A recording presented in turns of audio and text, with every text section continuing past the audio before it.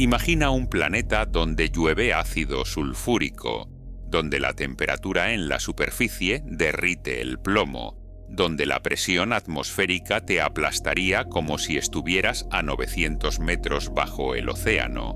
Un infierno absoluto.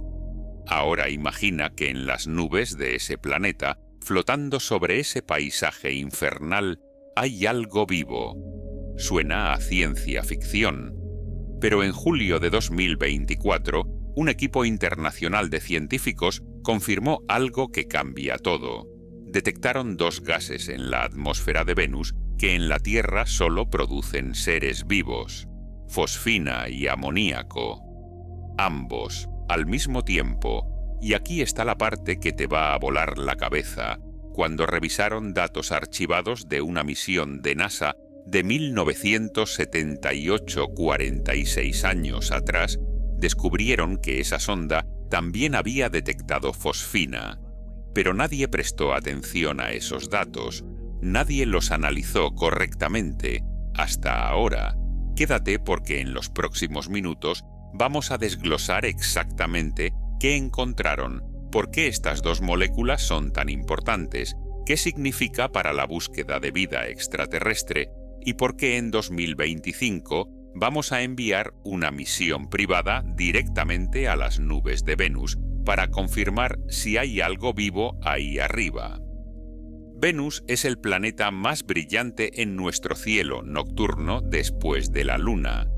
Los antiguos lo llamaron la estrella de la mañana y la estrella de la tarde sin saber que era el mismo objeto. Es nuestro vecino más cercano, a solo 38 millones de kilómetros en su punto más próximo, y durante décadas lo llamamos el gemelo de la Tierra, porque en tamaño, masa y composición, Venus y la Tierra son casi idénticos. Venus tiene un radio de 6.052 kilómetros. La Tierra tiene 6.371. Venus tiene el 81% de la masa terrestre.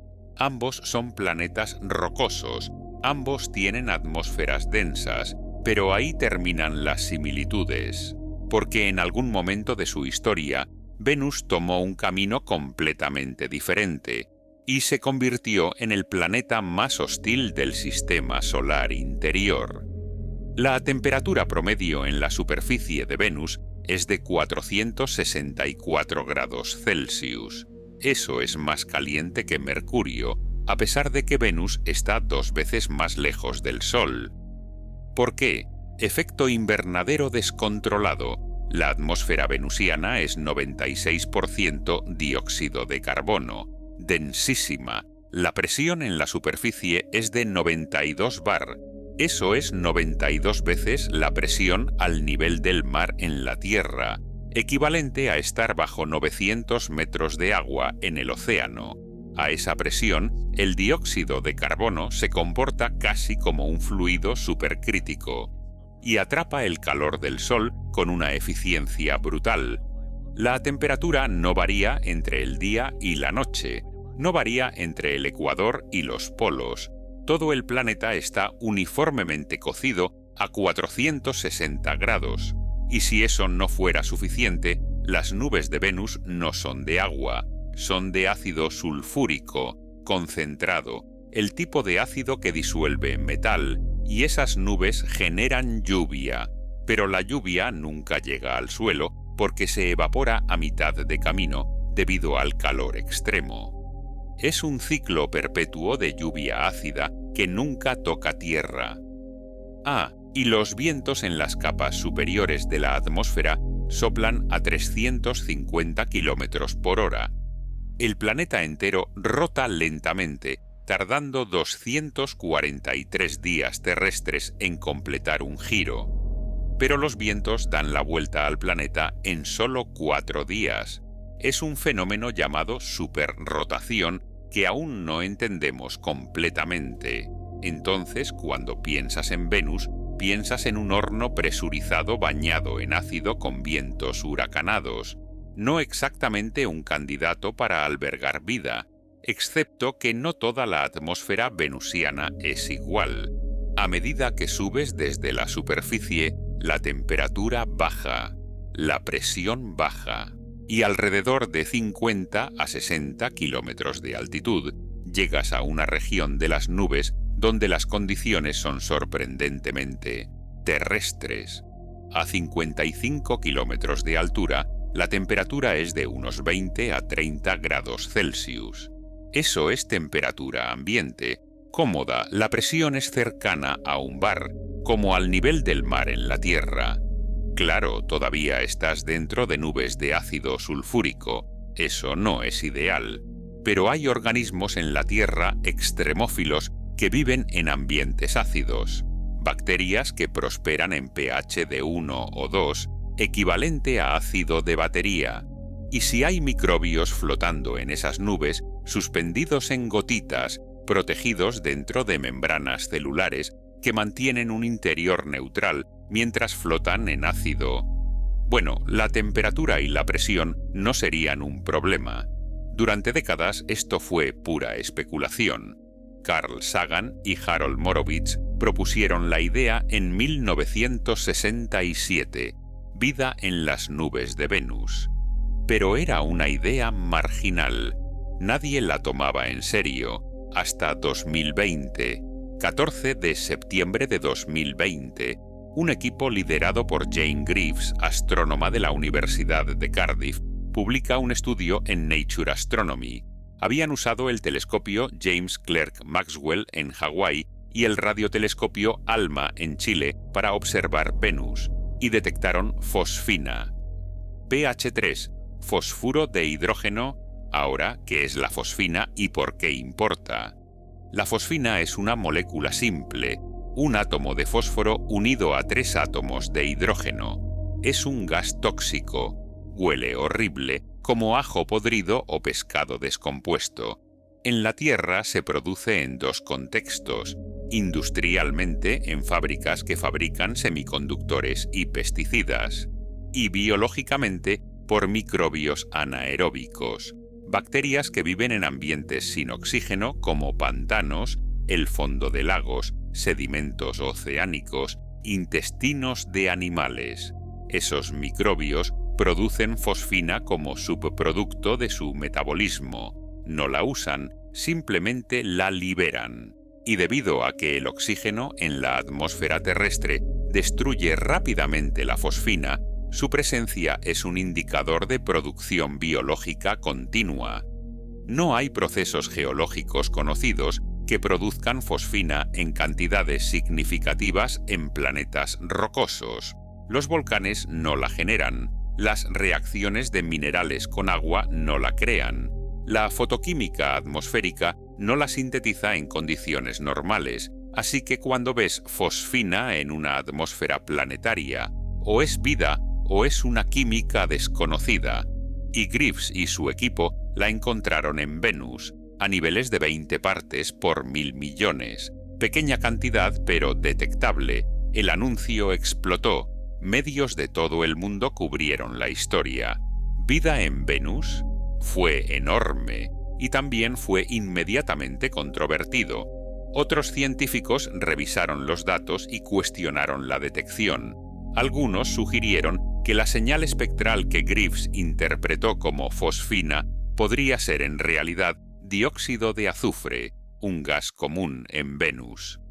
Hubo debate sobre la calibración de los telescopios, sobre el procesamiento de datos, observaciones de seguimiento con otros instrumentos como el telescopio espacial Venus Express y el observatorio aéreo Sofia no replicaron la detección de fosfina, o encontraron niveles mucho más bajos.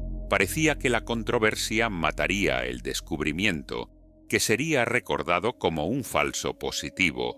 Pero Greaves y su equipo no se rindieron, siguieron observando, acumulando más datos, refinando su análisis, y en julio de 2024, en la reunión de la Royal Astronomical Society en Hull, Inglaterra, presentaron nuevos resultados, más observaciones con ALMA, más datos del telescopio James Clerk Maxwell y una revelación clave: la fosfina en Venus varía con el ciclo día-noche.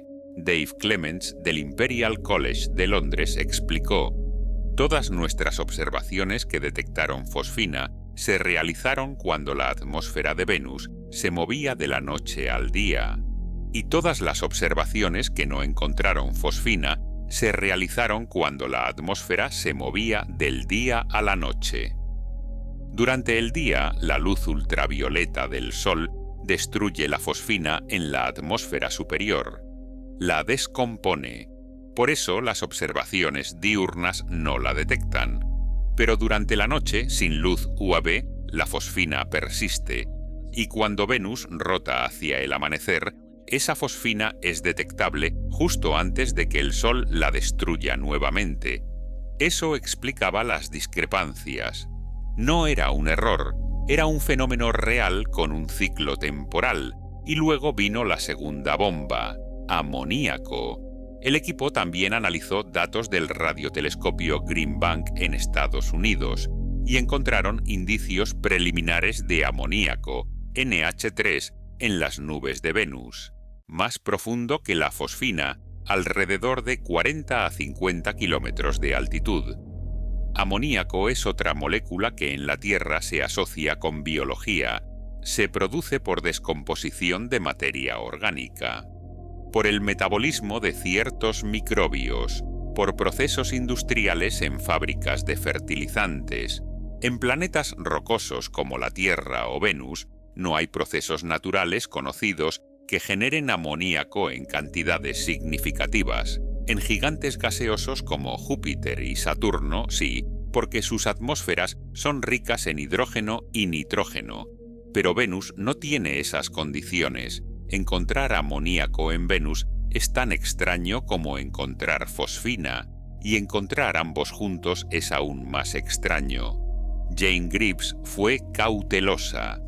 Incluso si confirmamos ambos hallazgos, no es evidencia de que hayamos encontrado estos microbios mágicos y estén viviendo ahí hoy. Pero es muy significativo, porque dos posibles biofirmas simultáneas son más difíciles de explicar con química desconocida que una sola. Ahora, aquí viene la parte verdaderamente alucinante. Rakesh Moghul, profesor de química en Cal Poly Pomona, lideró un análisis independiente. Revisó datos antiguos de la misión Pioneer Venus Large Probe de NASA.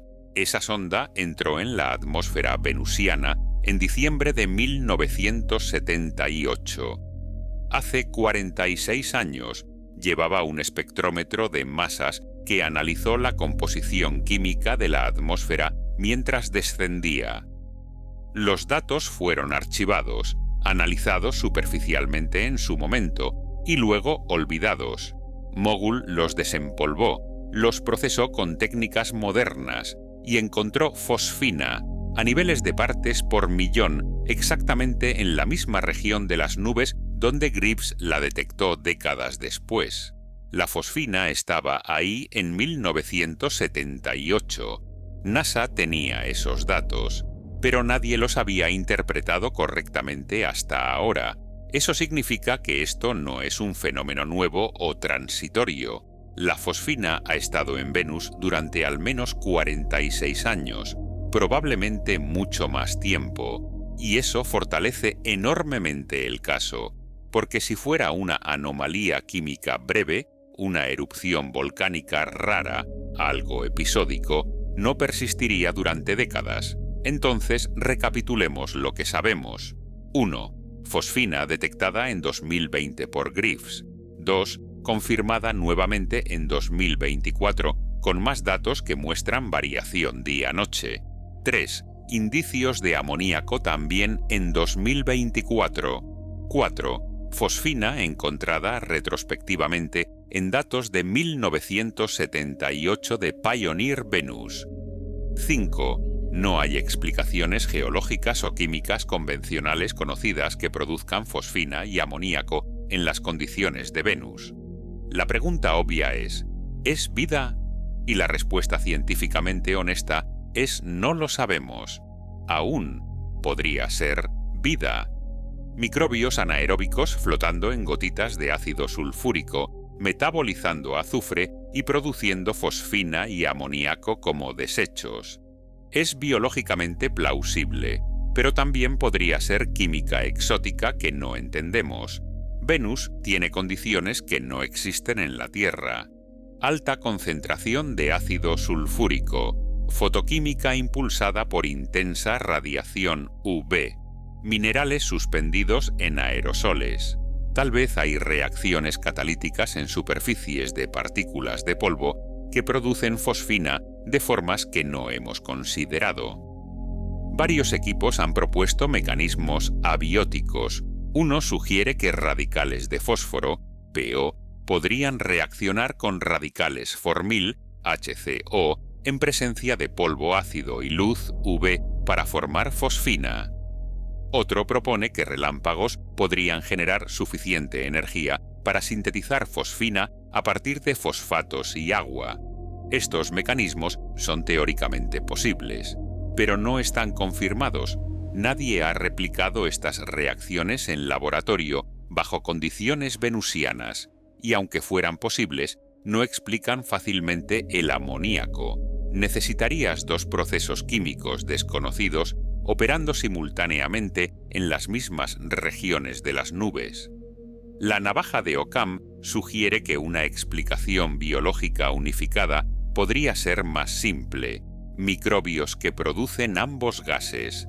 Pero la ciencia no funciona con la navaja de Occam sola, funciona con evidencia, y para obtener evidencia definitiva necesitamos ir a Venus. Necesitamos muestrear esas nubes directamente, y eso es exactamente lo que vamos a hacer.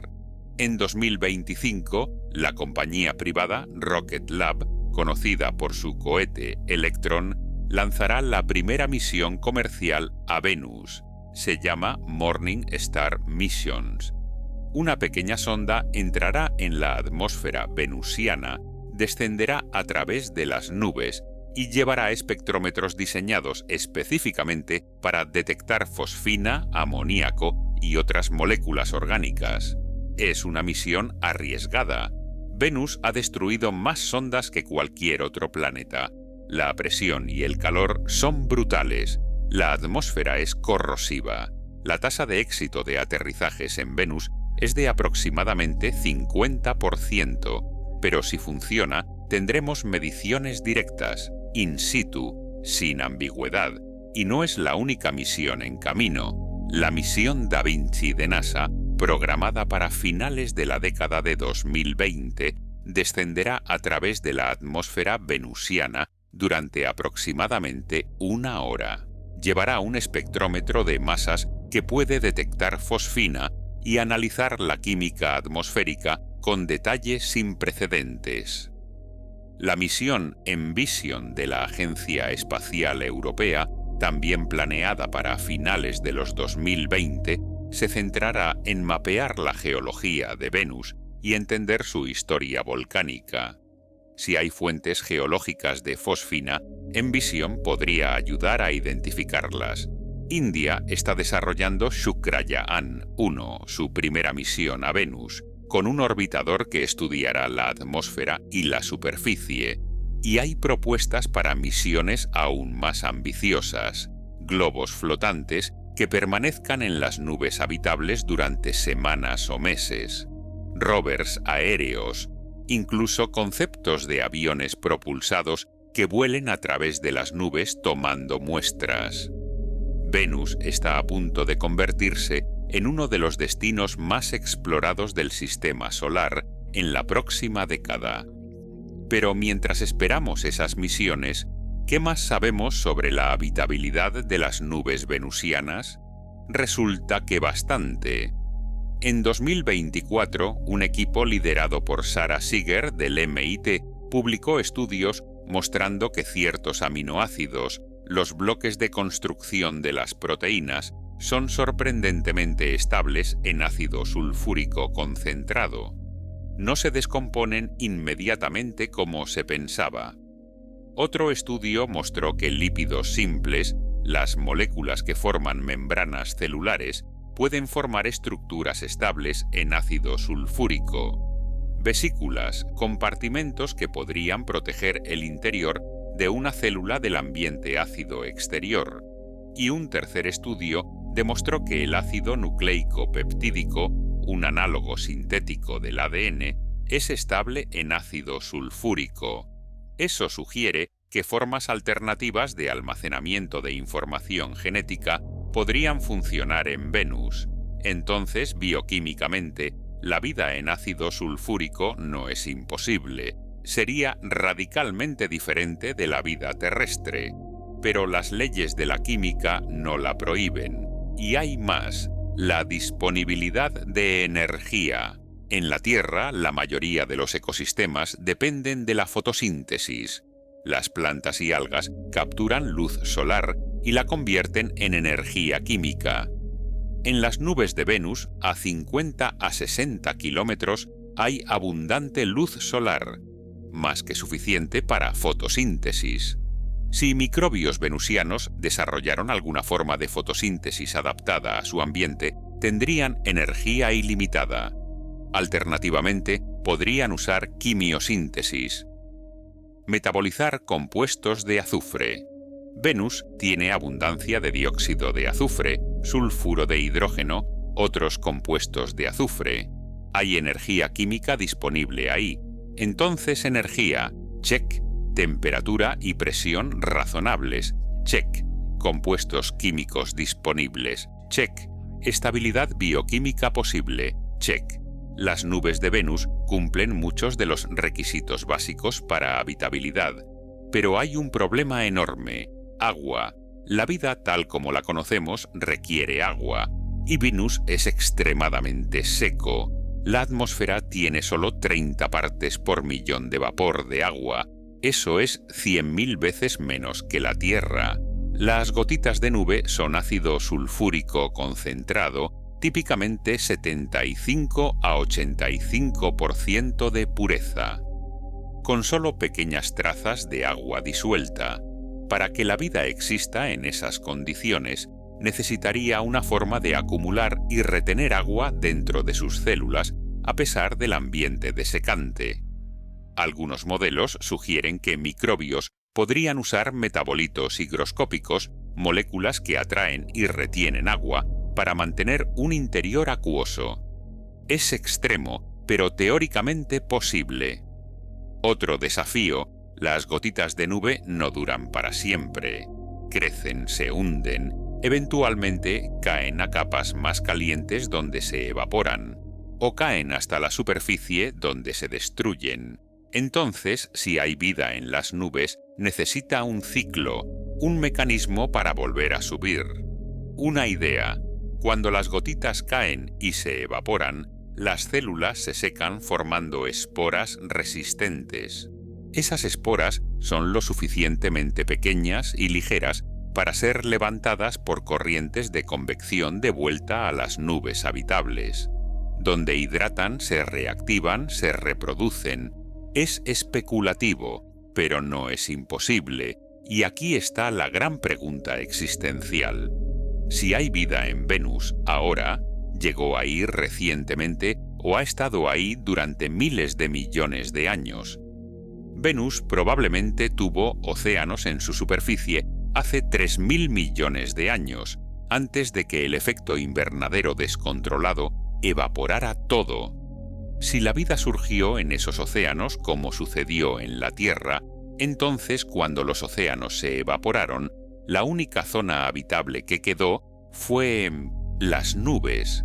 La vida podría haber migrado hacia arriba, evolucionando para sobrevivir en gotitas atmosféricas, adaptándose a condiciones cada vez más extremas durante millones de años, y podría haber estado ahí, flotando, sobreviviendo durante 3.000 millones de años, una biosfera aérea aislada, un experimento evolutivo completamente independiente de la vida terrestre. Si eso es cierto, sería uno de los descubrimientos más profundos en la historia de la biología. Dos orígenes independientes de vida en planetas vecinos. Dos árboles evolutivos completamente separados.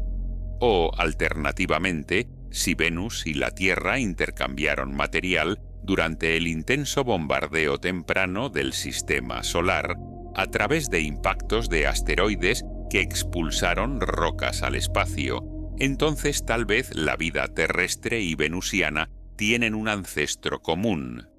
Panspermia entre planetas. Son preguntas que solo podemos responder yendo ahí. Y eso nos lleva de vuelta al presente, a las misiones que se están preparando, a los telescopios que siguen observando, porque incluso si las primeras misiones no encuentran vida directamente, nos dirán mucho.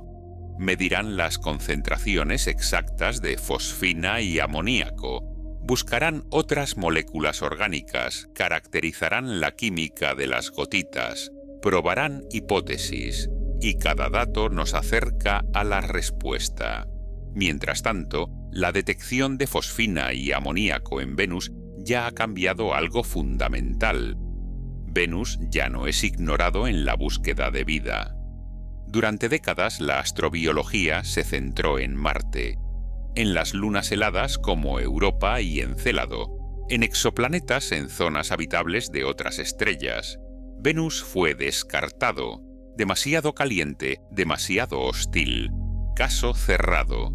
Pero ahora Venus está de vuelta en la conversación, y eso enseña una lección importante. La vida podría ser más adaptable, más resistente, más extraña de lo que imaginamos. Tal vez no deberíamos buscar solo planetas que se parezcan a la Tierra. Tal vez deberíamos buscar cualquier lugar donde la química permita complejidad, donde la energía esté disponible, donde las condiciones sean estables durante tiempo suficiente. Venus nos obliga a ampliar nuestra definición de habitabilidad, y eso tiene implicaciones para exoplanetas.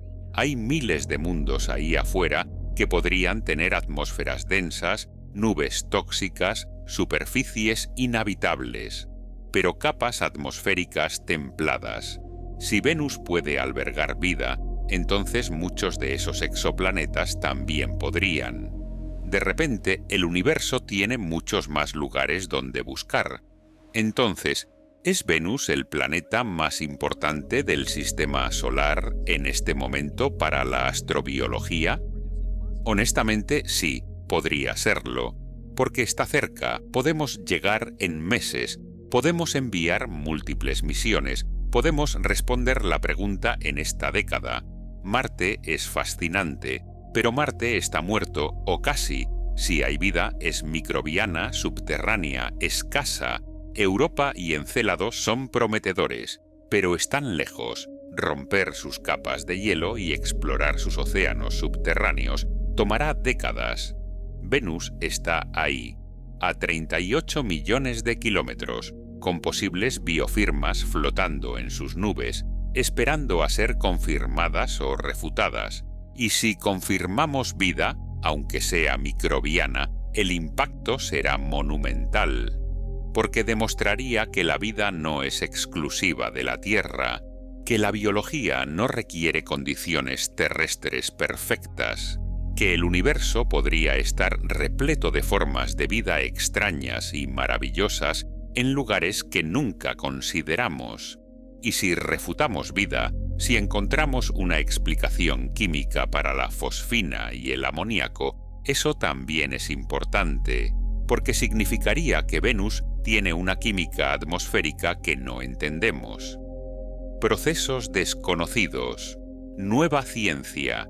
Ambas respuestas avanzan nuestro conocimiento, pero personalmente, y esto es solo mi opinión, creo que vamos a encontrar algo vivo ahí arriba, porque dos biofirmas simultáneas persistentes durante décadas en condiciones que no deberían producirlas geológicamente en una capa atmosférica con temperatura y presión razonables, es demasiada coincidencia. La forma más simple de explicarlo es vida, microbios flotantes metabolizando azufre, produciendo fosfina y amoníaco, sobreviviendo en un ambiente que parece imposible. Y si tengo razón, entonces Venus no es el gemelo malvado de la Tierra, es el gemelo superviviente, el planeta que encontró una forma de aferrarse a la vida incluso cuando su superficie se convirtió en un infierno. Y eso es increíble. Déjame en los comentarios, ¿crees que hay vida en las nubes de Venus o esto es química desconocida? ¿Y estás listo para las misiones de 2025 que van a responder esta pregunta de una vez por todas?